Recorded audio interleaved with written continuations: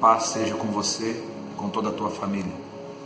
Quero falar rapidamente uma palavra sobre o que antecede o juízo, baseado no livro do profeta Oséias, capítulo 4, a partir do versículo 1, que diz assim: Ouvi a palavra do Senhor, vós, filhos de Israel, porque o Senhor tem uma contenda com os habitantes da terra, porque nela não há verdade, nem amor, nem conhecimento de Deus. O que só prevalece é perjurar, mentir, matar, furtar e adulterar. E há arrombamentos e homicídios sobre homicídios. Por isso a terra está de luto, e todo o que mora nela desfalece, com os animais do campo e com as aves do céu, e até os peixes do mar perecem. Aqui está uma denúncia do profeta contra a situação caótica da nação de Israel há pelo menos 2.700 anos atrás. O que Deus não encontrava na terra de Israel há 2.700 anos atrás?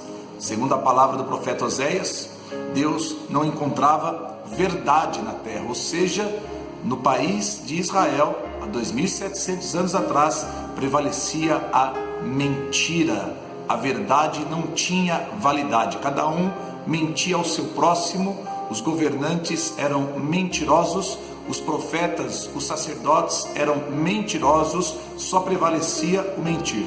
Deus também não encontrou na nação de Israel naquela época o amor ao próximo, amor aos princípios divinos, a palavra, amor a Deus, amor à família, amor aos filhos, amor aos mais velhos. Não havia. A violência havia enchido a terra de Israel e a falta de amor era uma das razões mais graves para que isso estivesse acontecendo. Uma coisa que Deus também não encontrou ali na terra de Israel há 2.700 anos atrás, por incrível que pareça, Deus não encontrou conhecimento de Deus. Veja, Israel era portador da promessa, da aliança, mas Deus não encontrou pessoas que estivessem dispostas a buscar o conhecimento a respeito dele. E o que Deus disse que ele encontrava na terra? Então Deus não encontrou verdade, nem amor, nem conhecimento de Deus. E o que ele encontrou na terra de Israel? Ele encontrou somente o perjúrio, que é a quebra de juramento, a falta de palavra. Ele encontrou a mentira, ele encontrou o homicídio, ele encontrou o furto, ele encontrou o adultério, ele encontrou arrombamentos e ele encontrou toda sorte de desordem social e moral que se pode imaginar. É bom, irmãos, para resumir a história, pouco tempo depois do livro do profeta Oséias ter sido escrito, algumas décadas depois, a Síria invadiu Israel, a nação israelita, e levou todo o reino do norte em cativeiro. O país foi completamente destruído, muitos, milhares e milhares de judeus foram mortos e o reino norte de Israel ficou completamente deserto e desolado. Bom, o que eu quero dizer é que eu penso que o Brasil também está à beira de um juízo, porque nunca se viu livro tão atual quanto a Bíblia. Não é isso que nós estamos vendo na nação brasileira hoje. Na nação brasileira hoje não está prevalecendo só o perjúrio, a quebra de juramentos, a falta de palavra, a infidelidade a contratos, sejam contratos civis ou contratos sociais. Não é o que nós temos visto, a mentira. Até governantes que deveriam ser o exemplo do povo são surpreendidos frequentemente na mentira. Temos visto furto. Só em São Paulo, dezenas de carros são furtados todos os dias. Nós temos visto adultério, aliás, há algum tempo atrás, o adultério deixou de ser criminalizado, Antigamente, quando o adultério era criminalizado, a pessoa que sofria o adultério, ela podia entrar na justiça com um pedido de indenização e era certo. E agora foi descriminalizado, então o adultério no nosso país agora é algo normal, Nós temos visto homicídios, arrombamentos e temos visto a desordem, a violência e o desequilíbrio moral e social. Eu temo que o Brasil esteja à beira de um juízo, porque Deus não muda. Gálatas capítulo 6, versículo 7 diz: não vos enganeis, Deus não se deixa escarnecer. Aquilo que o homem semear, isto certamente ele também ceifará. Veja, a Assíria desapareceu do mapa, porque era um país completamente em desordem social e moral. Logo depois, Babilônia desapareceu do mapa, só existem ruínas de Babilônia hoje. Depois, o Império Persa ruiu, o Império Grego ruiu, a poderosa Roma caiu. E por um tempo, o mundo desfrutou de uma relativa paz. Mas agora, novamente, parece que a desordem tomou conta de tudo. Agora, novamente, a imoralidade, a descaração, o homem tem mudado os estatutos eternos. O que são estatutos eternos? Deus criou o homem, macho e fêmea, homem e mulher. Deus não criou um terceiro sexo, não existe terceiro sexo, só existe dois sexos. Mas o que o homem tem feito? Tem mudado os estatutos eternos. Deus criou uma Eva, não duas Evas, não três Evas, não quatro Evas. E o que nós temos visto no nosso país hoje?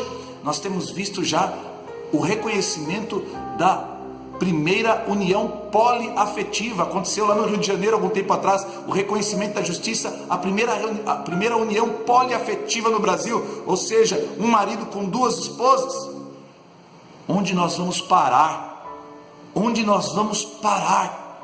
Agora, este inferno da ideologia de gênero, dizendo que menino não necessariamente é menino e menina não necessariamente é menina. Há quem lute para que as crianças, ao nascer, não tenham seu sexo definido até que possam crescer e escolher qual sexo terão. Isso não existe. Não existe ordem, não existe terceira ordem cromossômica. Só existe ordem cromossômica para macho e ordem cromossômica para fêmea. Não existe terceira ordem. Estão querendo legalizar a imoralidade, estão querendo legalizar o pecado, estão querendo distorcer, perverter, estão querendo transformar a sociedade numa grande orgia nacional. Temo pelo Brasil, porque Deus não muda e Ele é o Senhor. Queira você ou não, senhor ateu, queira você ou não, senhor devasso, depravado, que escolheu o caminho que você quis trilhar e agora quer que os outros engulam, goela abaixo, o mesmo caminho que você tomou. Deus não se deixa escarnecer, Ele ainda é Senhor e continuará sendo Senhor. Brasileiros, brasileiras, arrependei-vos. Arrependam-se dos seus pecados, da sua vida imoral, arrependa-se das suas mentiras, arrependa-se do teu adultério, arrependa-se da tua vida pregressa, perversa, depravada, promíscua, arrependa-se das tuas bebedeiras, das tuas noites usando drogas, arrependa-se, você que engana teu marido, você que engana tua esposa, você que distrata os teus filhos, arrependa-se, é tempo de arrependimento, é tempo de cairmos de joelhos e nos voltarmos para Deus, é tempo de olharmos para o céu, é tempo de reconhecermos que estamos perdidos e precisamos da misericórdia do Senhor. Eu temo que assim como nos dias de Oséias, Deus terminou aquelas gerações, culminou aquelas gerações em juízo. Eu temo que o Brasil também esteja próximo de um juízo. E eu acredito de todo o meu coração que Deus enviará este juízo. Não porque Ele é mau, pelo contrário, porque Ele é muito bom. Numa última tentativa de trazer a nação brasileira à sua sobriedade. Igrejas, pregue o Evangelho. Pastores, deixem de pataquada, preguem o Evangelho. Paremos de modismos, paremos com misturas, paremos de misturar o santo com o profano. Não misturemos filosofia, psicologia com o Evangelho, não tem nada a ver. Evangelho é Evangelho. Preguem a palavra, porque senão Deus cobrará de vocês também, e cobrará de mim também, como disse o apóstolo Paulo, ai de mim se eu não pregar o evangelho. Que você escolha a partir de hoje voltar para Deus. Que você escolha a partir deste momento voltar para Deus. Procure uma igreja cristã próxima à tua casa. Entregue sua vida a Jesus e deixe Deus começar uma nova vida. Amém? Que Deus te abençoe em nome de Jesus.